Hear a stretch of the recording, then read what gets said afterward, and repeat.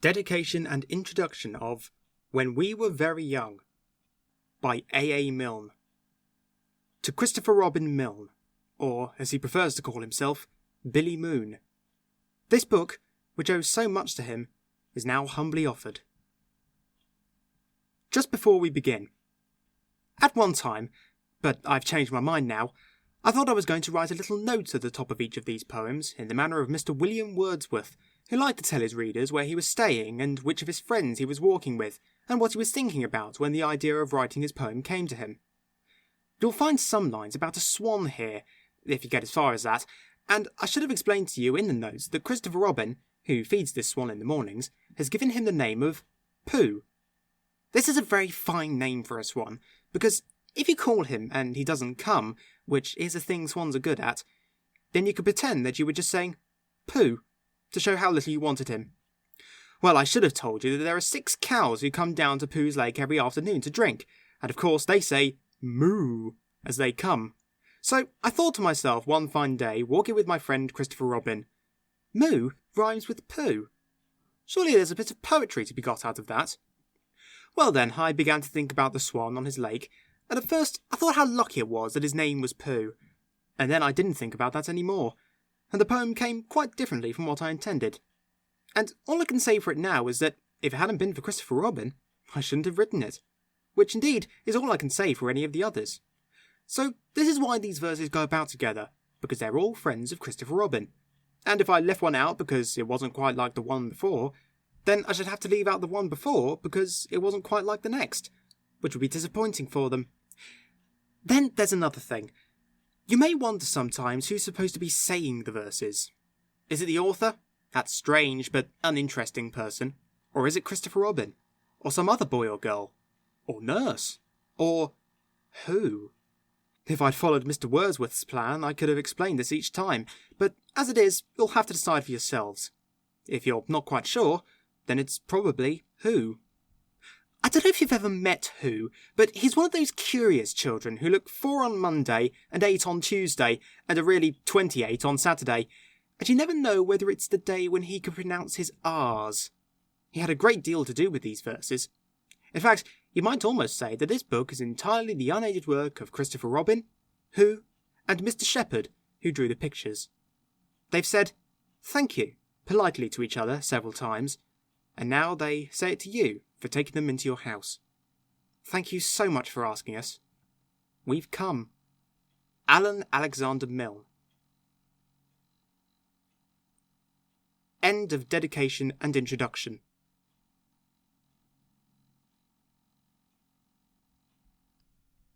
Section 1 of When We Were Very Young by A. Milne.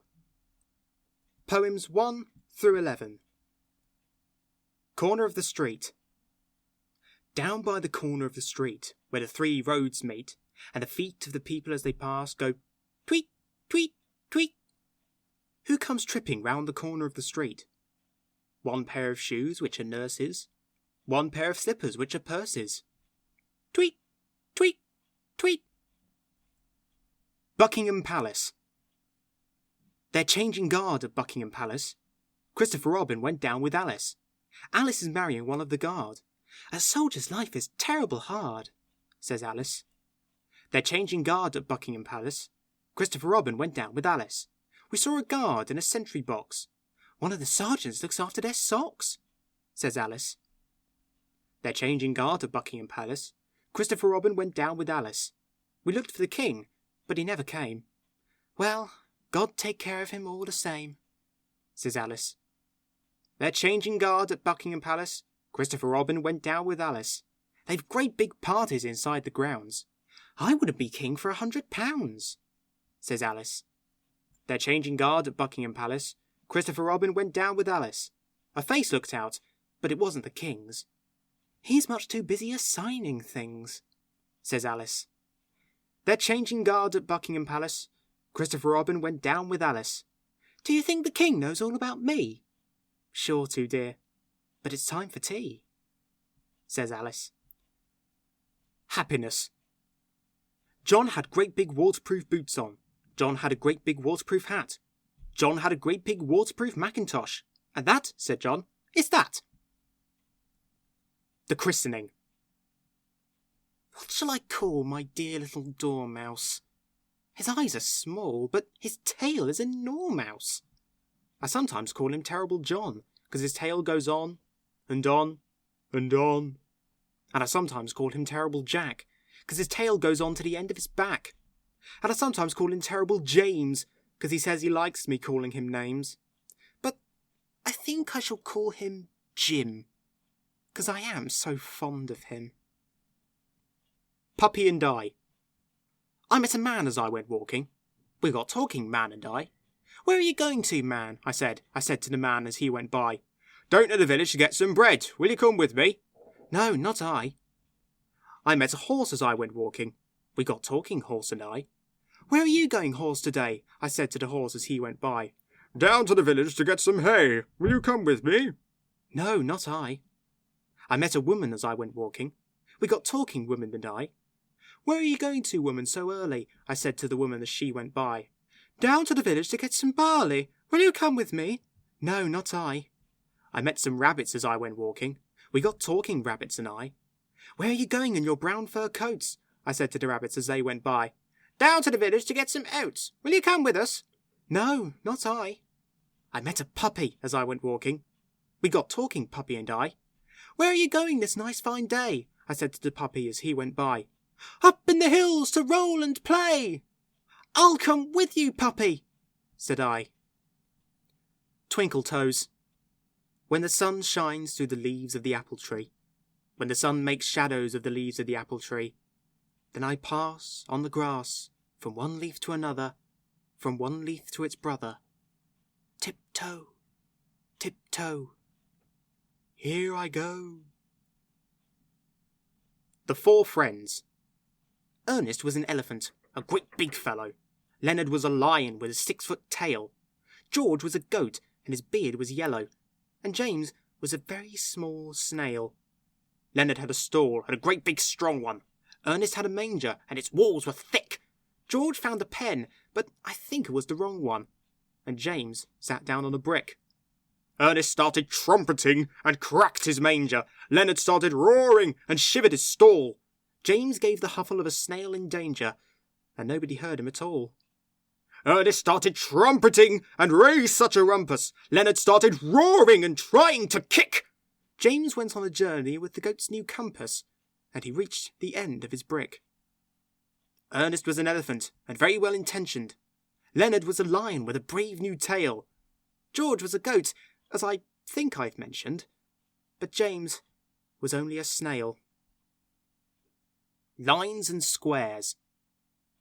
Whenever I walk in a London street, I'm ever so careful to watch my feet. And I keep in the squares, and the masses of bears who wait at the corners, all ready to eat the sillies who tread on the lines of the street, go back to their lairs. And I say to them, Bears, just look how I'm walking in all of the squares. And the little bears growl to each other, He's mine as soon as he's silly and steps on a line. And some of the bigger bears try to pretend that they came round the corner to look for a friend.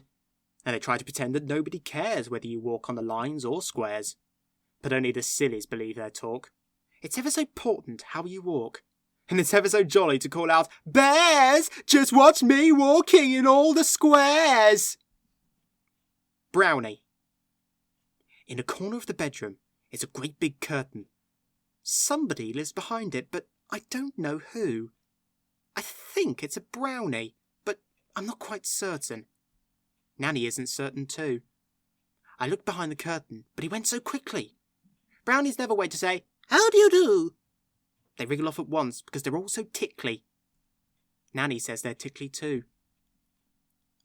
Independence. I never did like, Now take care, dear. I never did want, Hold my hand. I never did think much of, Not up there, dear. It's no good saying it. They don't understand.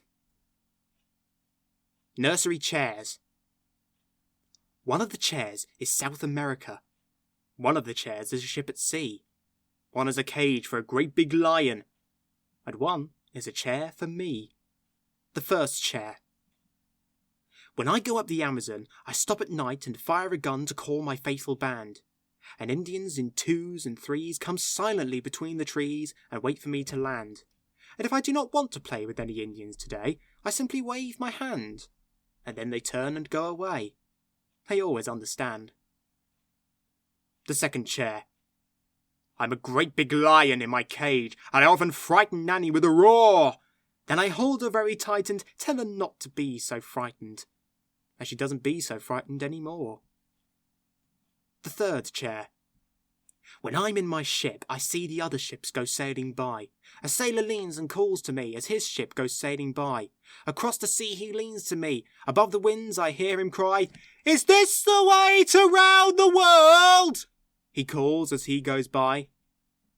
The fourth chair. Whenever I sit in a high chair, for breakfast or dinner or tea, I try to pretend that it's my chair and that I'm a baby of 3. Shall I go off to South America? Shall I put out in my ship to sea? Or get in my cage and be lions and tigers? Or shall I be only me? End of section 1.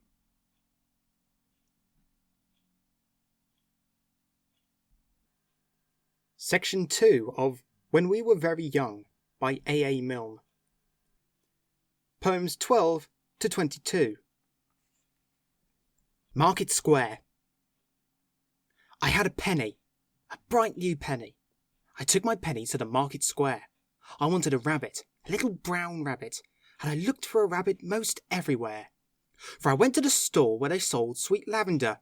"Only a penny for a bunch of lavender." "Have you got a rabbit?" "'Cause I don't want lavender."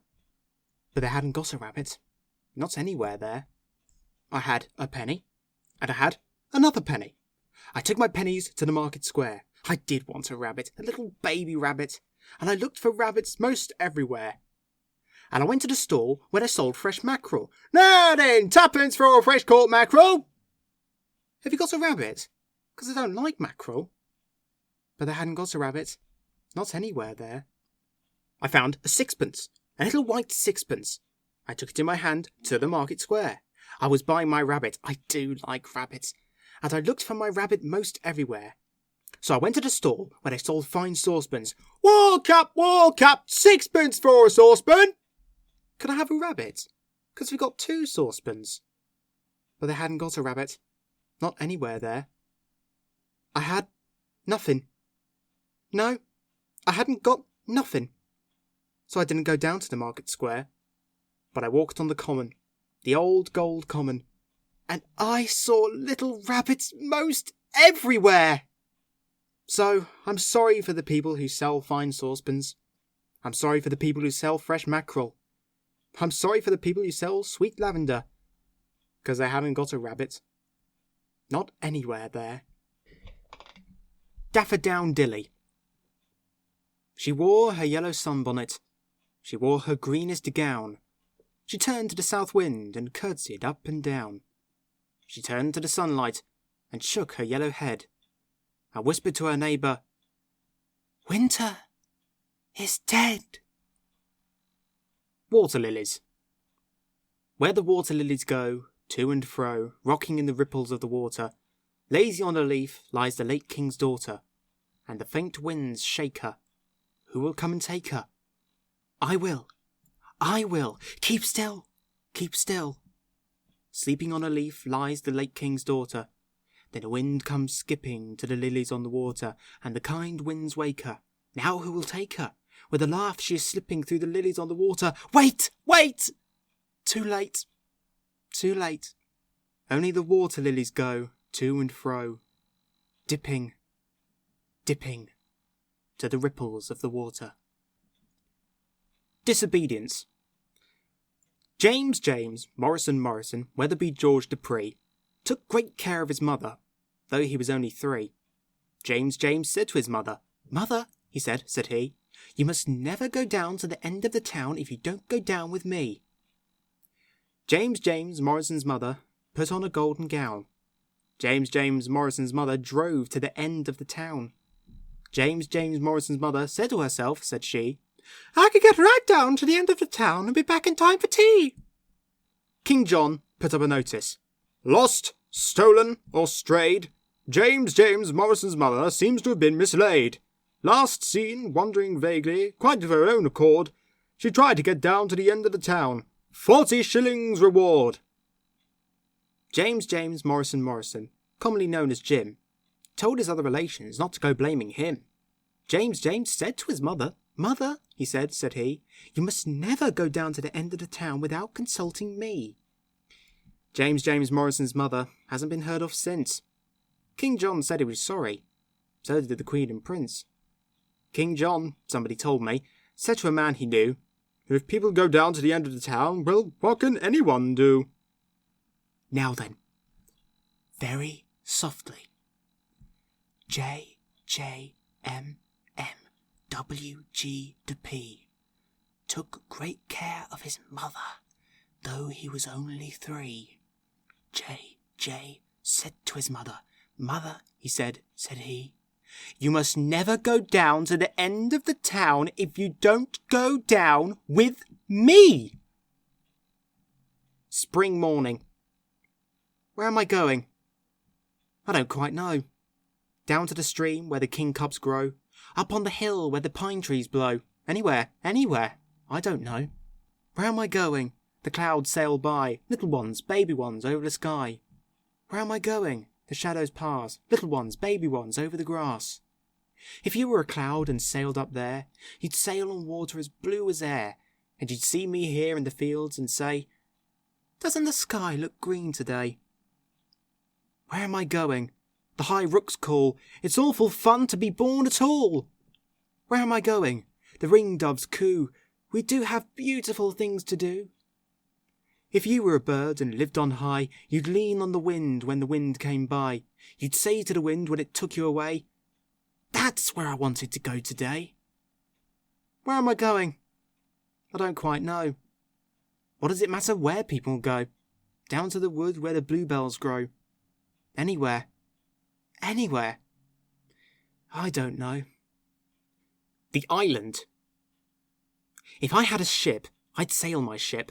I'd sail my ship through eastern seas, down to a beach where the slow waves thunder, the green curls over and the white falls under. Boom, boom, boom, on the sun-bright sand. Then I'd leave my ship and I'd land, and climb the steep white sand, and climb to the trees, the 6 dark trees, the coconut trees on the cliff's green crown. Hands and knees to the coconut trees, face to the cliff as the stones patter down. Up, staggering, stumbling, round the corner where the rock is crumbling, round this shoulder, over this boulder, up to the top where the 6 trees stand. And there would I rest, and lie, my chin in my hands, and gaze at the dazzle of sand below, and the green waves curling slow, and the grey-blue distant haze where the sea goes up to the sky. And I'd say to myself as I looked so lazily down at the sea, "There's nobody else in the world, and the world was made for me." The 3 Foxes. Once upon a time there were 3 little foxes, who didn't wear stockings and they didn't wear sockses, but they all had handkerchiefs to blow their noses, and they kept their handkerchiefs in cardboard boxes. They lived in the forest in 3 little houses, and they didn't wear coats and they didn't wear trousers. They ran through the woods on their little bare tootses, and they played touch last with a family of mouses. They didn't go shopping in the high street shopses, but caught what they wanted in the woods and copses. They all went fishing and they caught 3 wormses. They went out hunting and they caught 3 wopses. They went to a fair and they all won prizes, 3 plum puddingses and 3 mince pieses. They rode on elephants and swang on swingses, and hit 3 coconuts at coconut shizes. That's all I know of the 3 little foxes who kept their handkerchiefs in cardboard boxes. They lived in the forest in 3 little houses, but they didn't wear coats, and they didn't wear trousers, and they didn't wear stockings, and they didn't wear sockses. Politeness. If people ask me, I always tell them, "Quite well, thank you, I'm very glad to say." If people ask me, I always answer, "Quite well, thank you, how are you today?" I always answer, I always tell them, if they ask me politely. But sometimes I wish that they wouldn't. Jonathan Joe. Jonathan Joe has a mouth like an O, and a wheelbarrow full of surprises. If you ask for a bat, or for something like that, he's got it whatever the size is. If you're wanting a ball, it's no trouble at all. Why, the more that you ask for, the merrier. like a hoop and a top and a watch that won't stop and some sweets and an Aberdeen Terrier.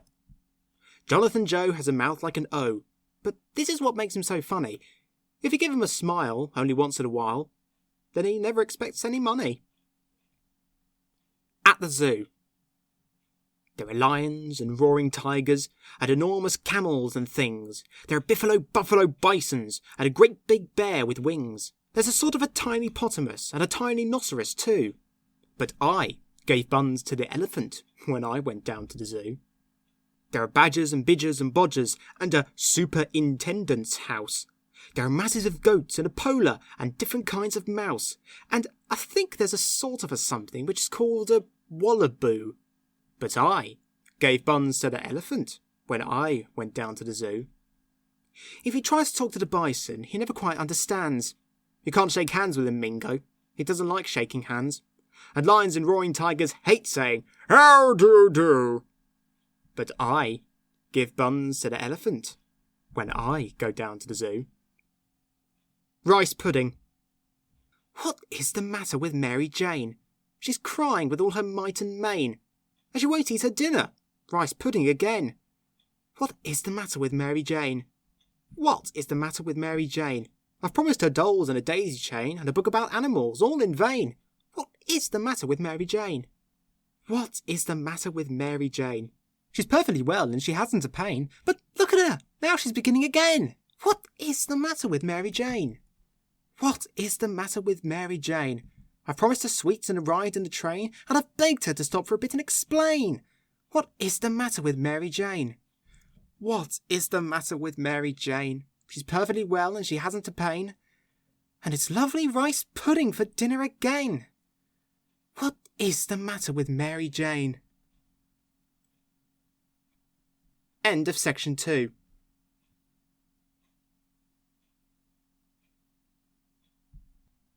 Section 3 of When We Were Very Young by A. Milne. Poems 23 to 33. Missing. Has anybody seen my mouse? I opened his box for half a minute just to make sure he was really in it, and while I was looking he jumped outside. I tried to catch him. I tried. I think he's somewhere about the house. Has anyone seen my mouse? Uncle John! Have you seen my mouse? Just a small sort of mouse, a dear little brown one. He came from the country, he wasn't a town one. So he'll feel all lonely in a London street. Why, what could he possibly find to eat? He must be somewhere. I'll ask Aunt Rose. Have you seen a mouse with a waffly nose? Oh, somewhere about. He's just got out. Hasn't anybody seen my mouse? The King's Breakfast. The King asked the Queen, and the Queen asked the dairymaid, "Could we have some butter for the royal slice of bread?" The Queen asked the dairymaid.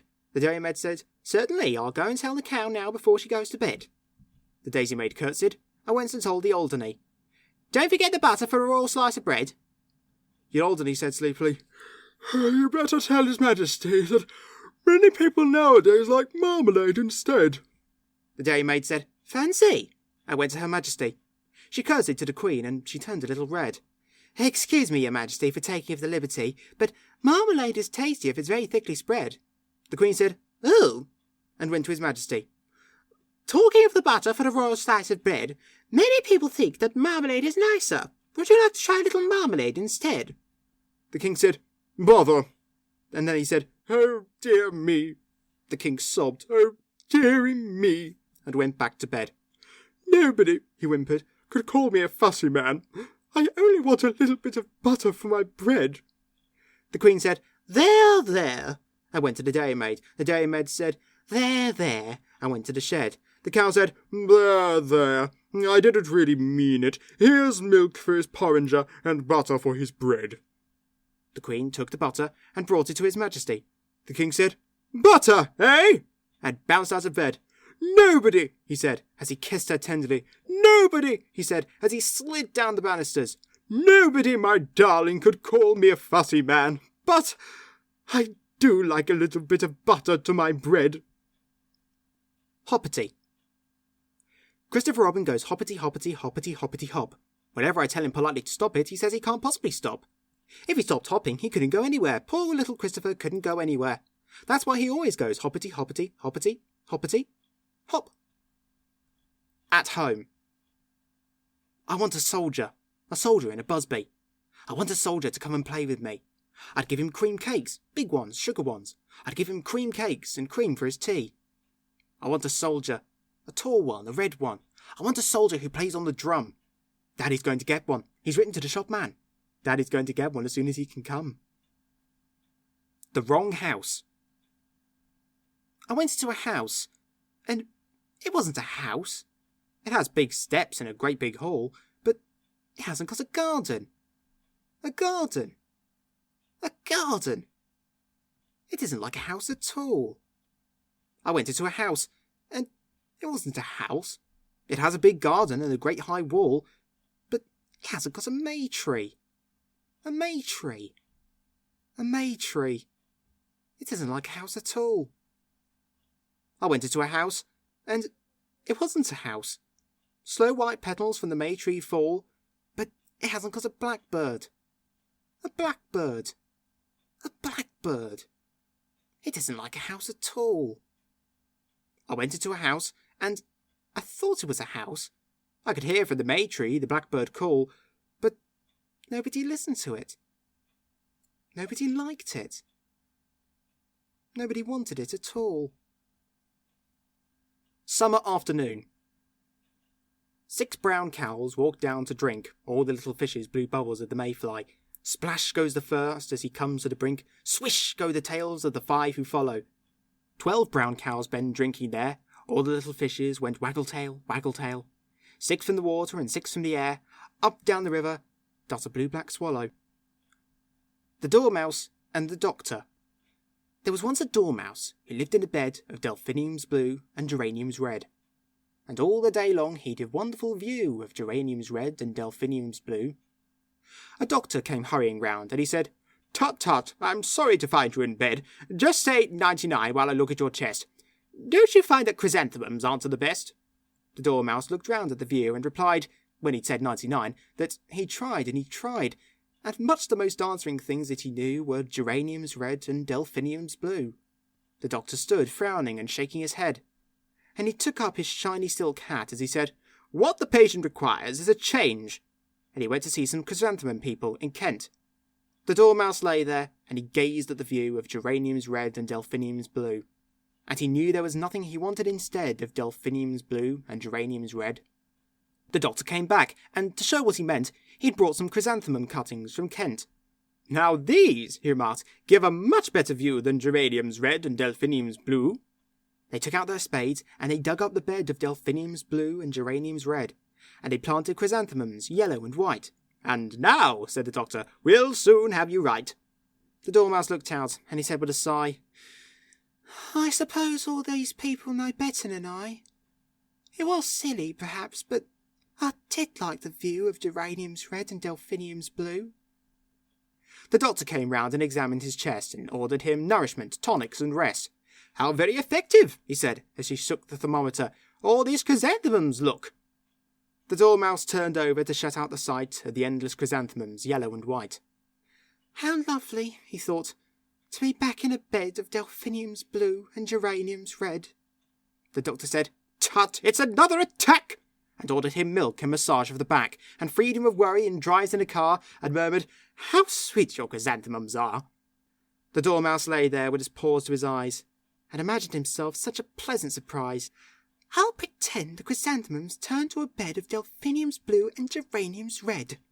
The doctor next morning was rubbing his hands and saying, "There's nobody quite understands these cases as I do. The cure is begun. How fresh the chrysanthemums look in the sun."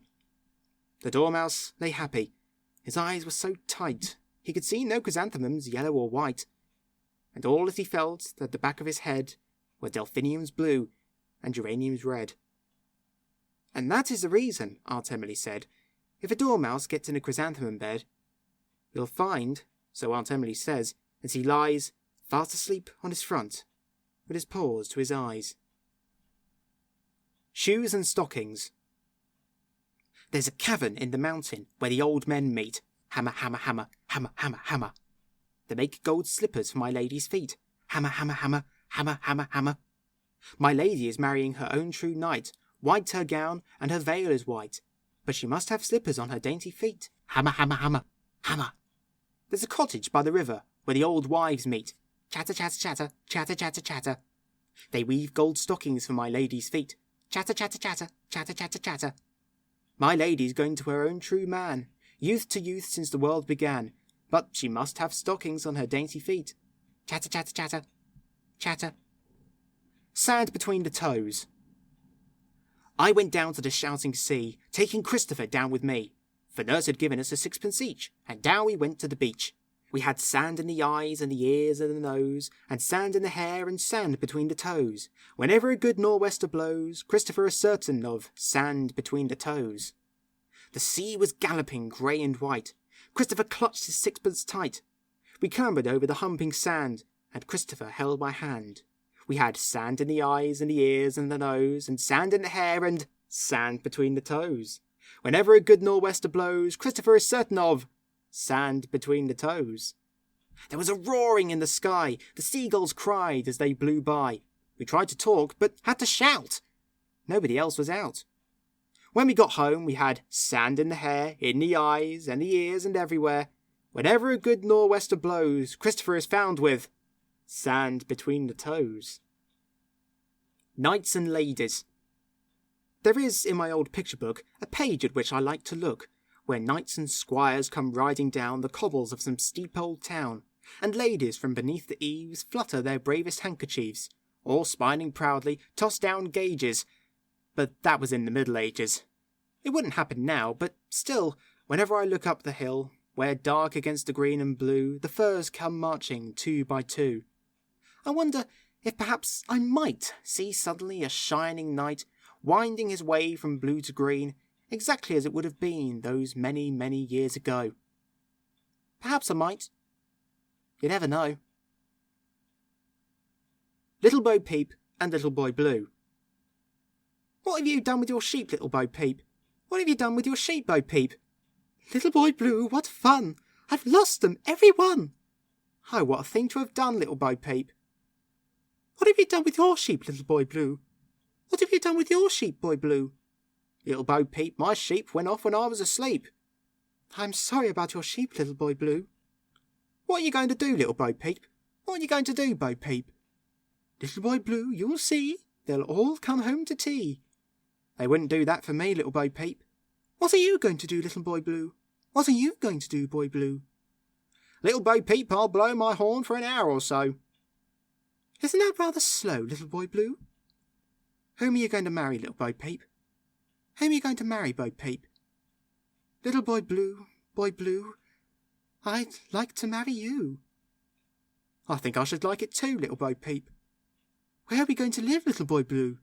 Where are we going to live, Boy Blue? Little Bo Peep, up in the hills with the sheep. And you'll love your Little Bo Peep, Little Boy Blue? I'll love you forever and ever, Little Bo Peep. I'll love you forever and ever, Bo Peep. Little Boy Blue, my dear, keep near, keep very near. I shall always be here, Little Bo Peep. End of section 3.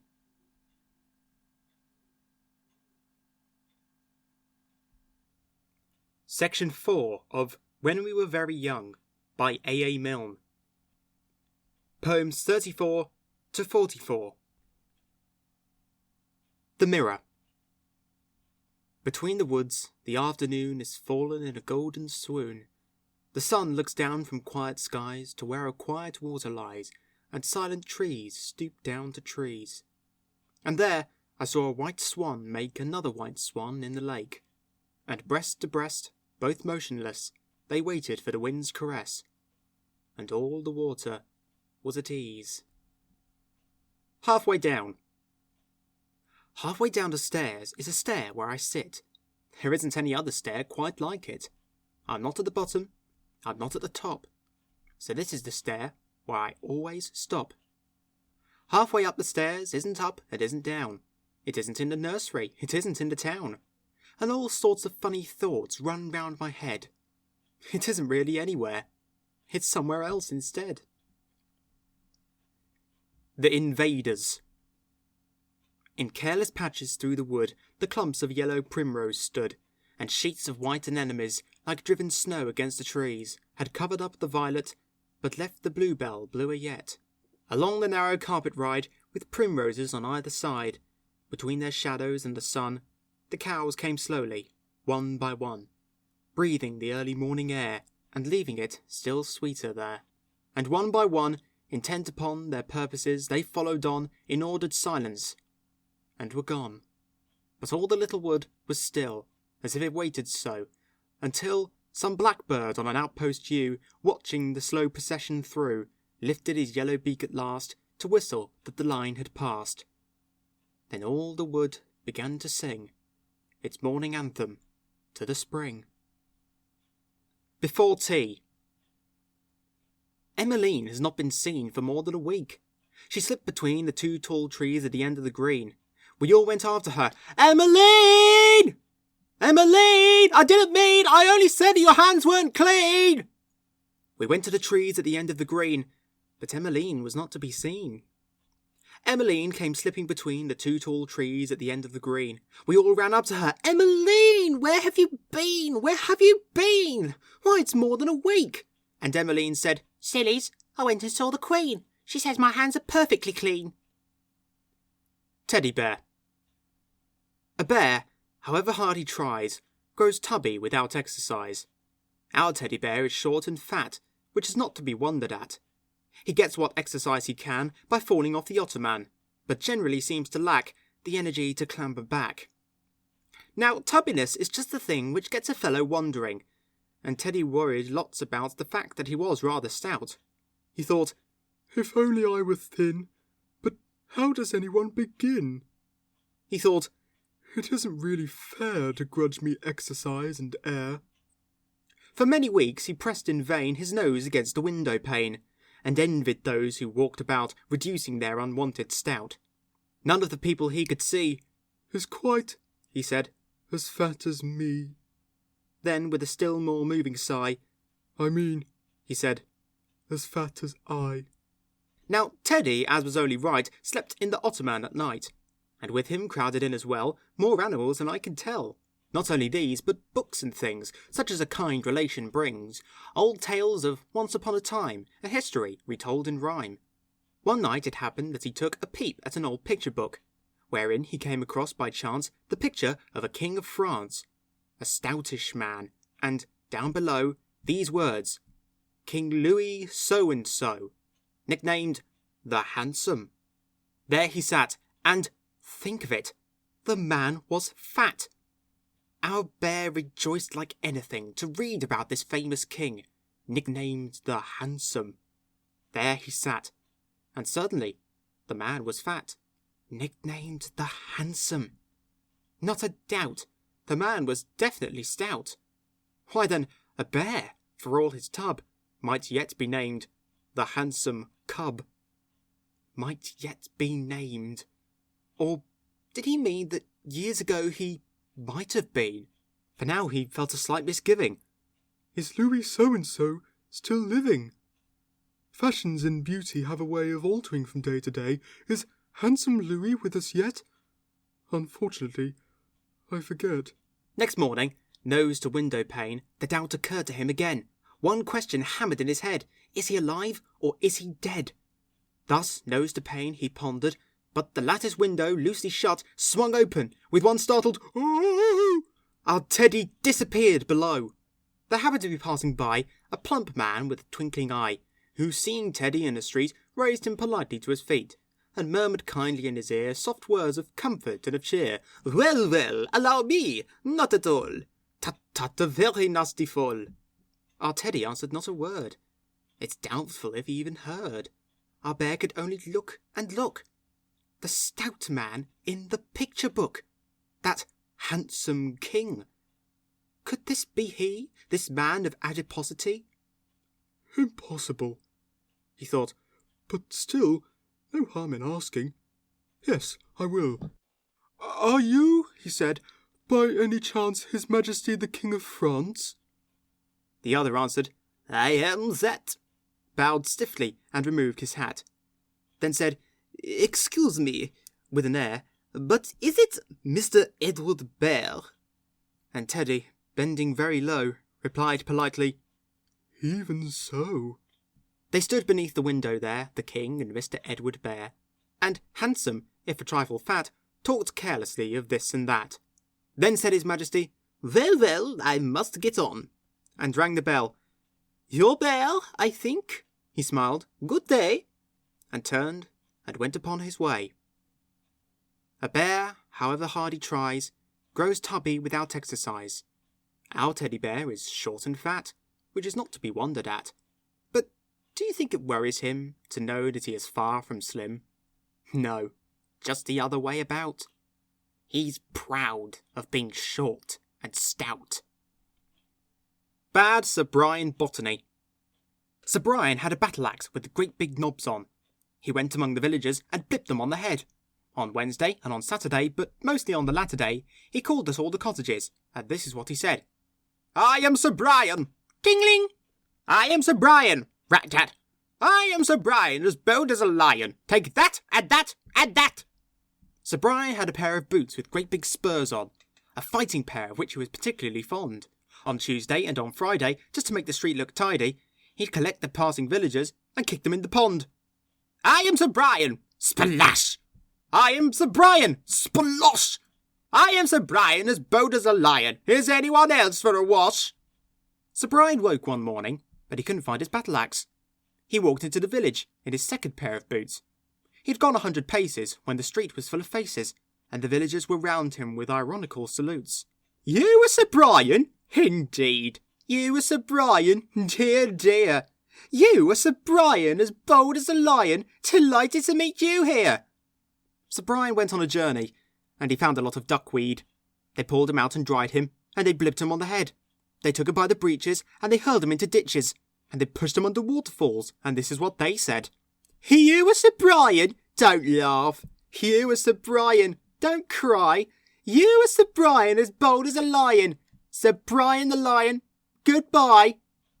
Sir Brian struggled home again, and chopped up his battle-axe. Sir Brian took his fighting boots and threw them in the fire. He's quite a different person now he hasn't got his spurs on, and he goes about the village as B. Botany, Esquire. I am Sir Brian? Oh no. I am Sir Brian? Who's he? I haven't got any title. I'm Botany. Plain Mr. Botany. B. In the fashion. A lion has a tail, and a very fine tail, and so has an elephant, and so has a whale, and so has a crocodile, and so has a quail. They've all got tails. But me, if I had sixpence, I would buy one. I'd say to the shopman, let me try one.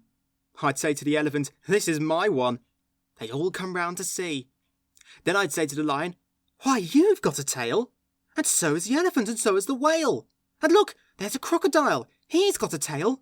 You've all got tails like me. The Alchemist. There lives an old man at the top of the street, and the end of his beard reaches down to his feet. And he's just the one person I'm longing to meet. I think that he sounds so exciting, for he talks all the day to his tortoiseshell cat, and he asks about this and explains about that, and at night he puts on a big wide awake, so as not to go to sleep, hat, and sits in the writing room, writing. He's worked all his life, and he's terribly old, at a wonderful spell which says, Lo and behold, your nursery fender is gold.